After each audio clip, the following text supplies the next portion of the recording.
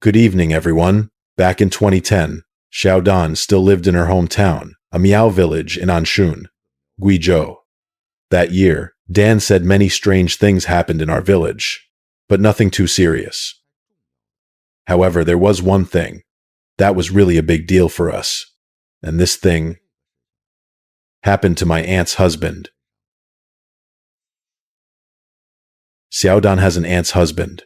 He's someone she's always been very close with. Her aunt and mother were very close, so she's been close with him since she was little.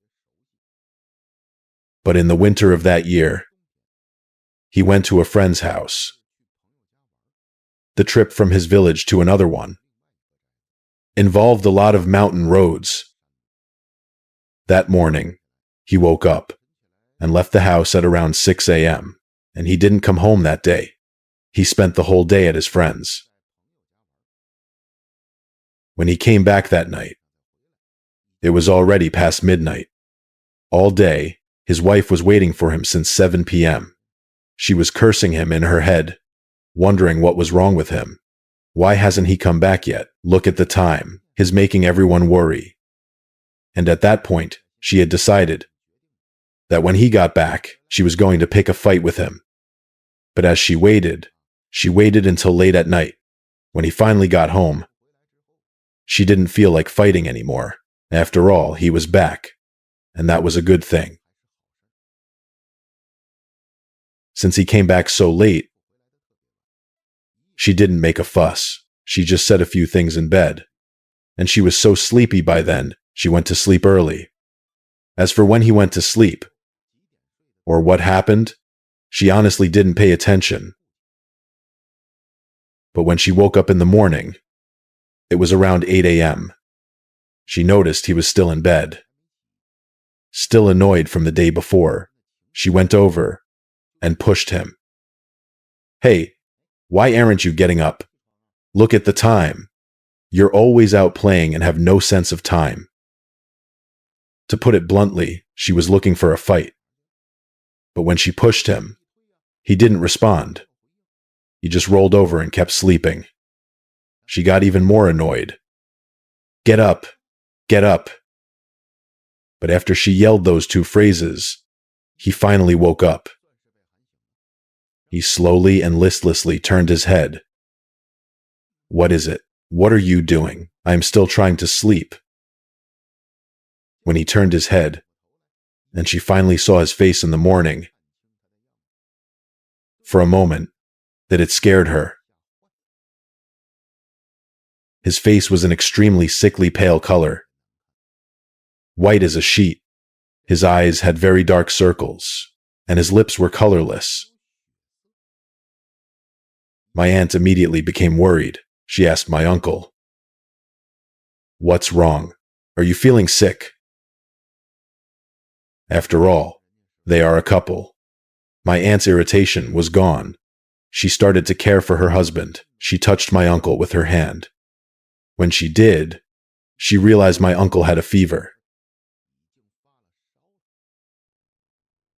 But no matter how much my aunt asked him, my uncle said he wasn't sick. "Don't worry about me. I just told you I want to eat an apple, and that I want to drink some tea." When my aunt saw this, she knew something was wrong. What's wrong with him? She immediately became worried. She quickly poured him some tea. Then she brought him an apple. While peeling the apple, she asked her husband, "What exactly happened yesterday? Why are you like this today?" She asked, "What were you up to last night? What kind of trouble did you get into?" But before she could ask a few more questions, my uncle finished the apple and drank some tea. He slowly sat up. He told my aunt, "I brought you back a bag of food. I saw you were sleeping yesterday, so I didn't tell you. It's in the kitchen." When my aunt heard that, she said, "What did you bring back? Don't worry about the food. What's wrong with you?" But after my aunt spoke, my uncle didn't listen to her. He insisted she go look at the food. Feeling forced, My aunt walked to the kitchen to look for the food my uncle mentioned. After searching for a long time, she couldn't find it. She shouted from the kitchen that she couldn't find it. "There's no food here." Then my uncle shouted back at my aunt, "It's wrapped in leaves." "Did you see it?" "It's on the round table outside." My aunt scanned the round table, and there it was, a bundle. It was just food wrapped in leaves. My aunt didn't pay much attention. She went up and opened it without a second thought. She wanted to see what her husband had brought back for her, what her uncle had brought her back. When she peeled back the lotus leaves, she had only gotten halfway when she felt something was wrong. According to what my aunt said, she said, "As soon as I peeled back a bit of the leaves, I felt like there was something alive inside. The whole thing was squirming. And I wasn't wrong. When I opened it, it was full of worms, and dead mice, and a bunch of other junk I couldn't identify. It looked a bit like coal cinders. I was so scared. I immediately threw it on the ground and let out a scream. My scream was what brought my uncle out of the room. My uncle, who was lying in the house, was startled. He ran out and shouted, "What's wrong? What's wrong, honey?" Then he looked at the ground. There were snakes, insects, rats, and all sorts of things. And on the ground was the large leaf he had used to wrap the food he brought back. My uncle was a bit stunned for a moment, immediately asked Auntie what was going on. But my aunt immediately told my uncle, "How should I know what's going on? I don't know. Where did you get this from? Who gave it to you?" But when my aunt asked my uncle that, my uncle seemed a bit speechless. He was stuttering, and it felt like he was lying. Because my aunt knew her husband very well. What was really going on, she knew what he was going to do. So my aunt immediately got upset. "Tell me the truth. What is this all about?" As a result, under my aunt's constant questioning, she later learned from my uncle that yesterday, at around 4 p.m., he left his friend's house. But as he was walking, he kept walking, he noticed 2 women in front of him. Although my uncle didn't say it directly, but from his tone, these 2 women were very attractive. At the very least, they were dressed revealingly and were made up to be quite alluring. And for some reason, my uncle was as if he was possessed and followed these 2 women. But after a short while, these 2 women stopped walking on the main road. They started walking toward the side of the mountain. My uncle was completely out of control at that time. He followed these 2 women into the mountain. After walking for a bit, he saw a rather nice house from afar. It was built with those small red bricks. In their Meow village, very few people build this type of house, this kind of Western-style house. My uncle had basically never seen one at their door. So my uncle was even more curious at that time and continued to follow these 2 women. But before he even reached the yard gate, the 2 women suddenly stopped and turned around. Then, smiling, they said to my uncle, "Do you want to come to our house and hang out?" My uncle saw this and was so embarrassed at the time. "Oh well, no, I was just passing by." One of the women then said to my uncle, "Heh, what do you mean, passing by? You've been following us for a while now. You thought we didn't know? Come on, come in and sit down. We have a lot of good food." Then my uncle, being an idiot, followed the 2 women into the house. Once inside, they really did, as they said, and brought out a lot of delicious food for my uncle. And while watching my uncle eat, they also asked him some personal questions. Are you married? Do you have a wife? Do you have children? My uncle lied at the time and told them he wasn't married, had no wife, nothing. He was a single man. These two women then very eagerly told him, "How about we become your wives?" My uncle was honest when he heard that. He was quite tempted. What were these two women up to? Trying to seduce me, aren't you? But after thinking it over, something's not right. This place I am at now is a forest I've never been to. And inside this forest, there's such a weird house. And these two women sound like locals. But their clothes don't seem like they're from here. They look like they're from a big city. They're dressed very seductively.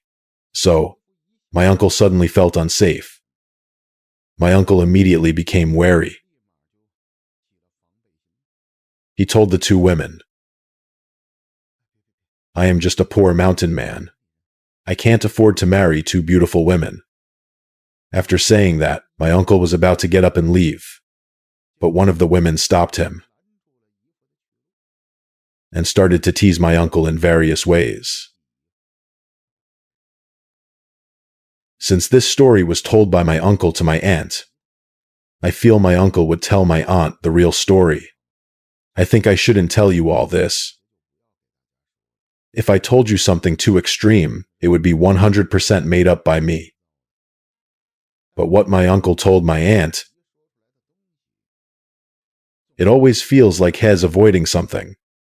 What he meant was, these two women attacked him, but he definitely didn't touch them. He kept a certain distance from the two women.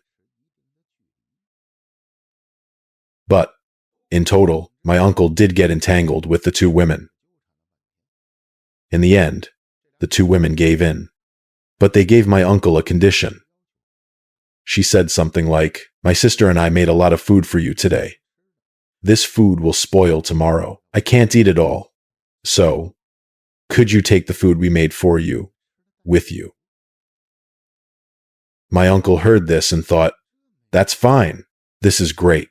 Okay, he'll take it." Then one of the women ran into the yard and got a big leaf. Then she wrapped the food for my uncle. When she was wrapping the food, my uncle saw it very clearly. Inside, there were pig trotters and such, and some cured meat, and a lot of weird snacks. Had never seen before. But what my aunt opened today were snakes, bugs, rats. My uncle was very happy. When he took the bag of food, my aunt, I took it and went home.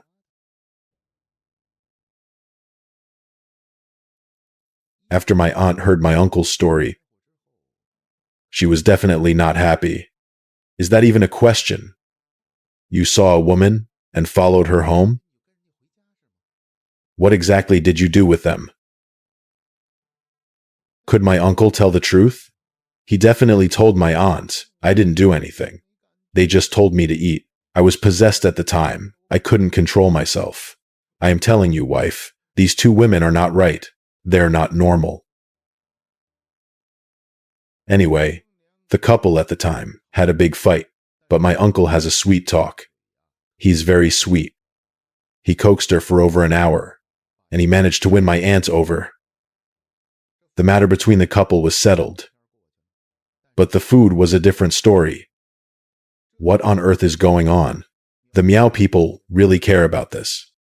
My aunt always felt the things her husband brought back were like from those black Meow people in the mountains. They had prepared some ancient medicine. So back then, my aunt used that soil shovel and stuff to clear the ground several times. Then she felt at ease. But her sense of ease was a little too soon. Because at about 2 p.m. that afternoon, her husband said he was tired and wanted to go to sleep. My aunt was worried about his health, so she let him go inside. But after he went in to sleep, he hadn't even been asleep for 10 minutes when he went crazy.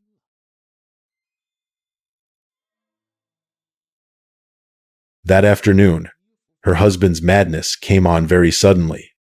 He was lying in bed, half asleep. Then my aunt heard her husband start to go wild. And the words that came out of his mouth next weren't human words. She couldn't understand what he was trying to say. It scared Xiaodan's aunt half to death. She ran out and called the village elders. Soon, a lot of people had gathered outside their house. The elders said that her husband had probably run into something evil.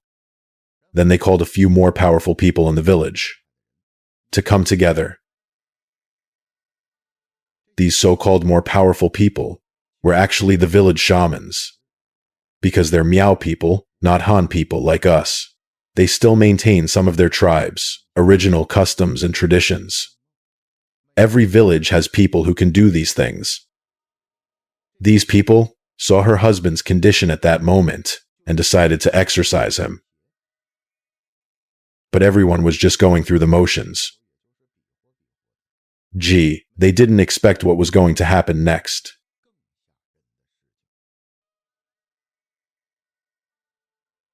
Xiao Dai didn't see the exorcist herself, so she couldn't tell us the details. Get straight to the point. Let me tell you the result of the exorcism.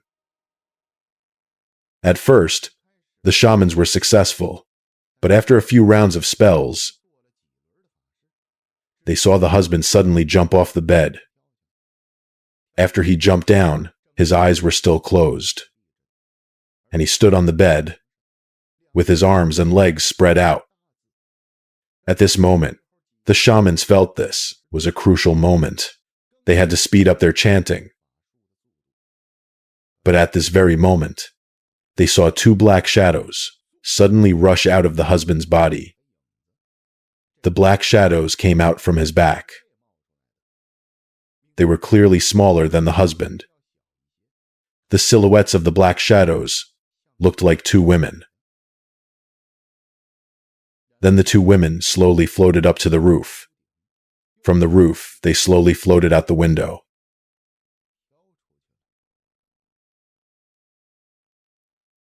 After they left, a large group of people followed them out. Then the whole village helped to drive them away. Of course, they have their own way of doing it. We Han people don't know how.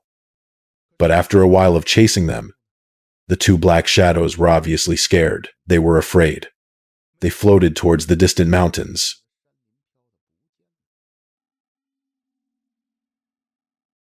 My aunt saw the whole thing with her own eyes. It completely changed her perspective. And this aunt,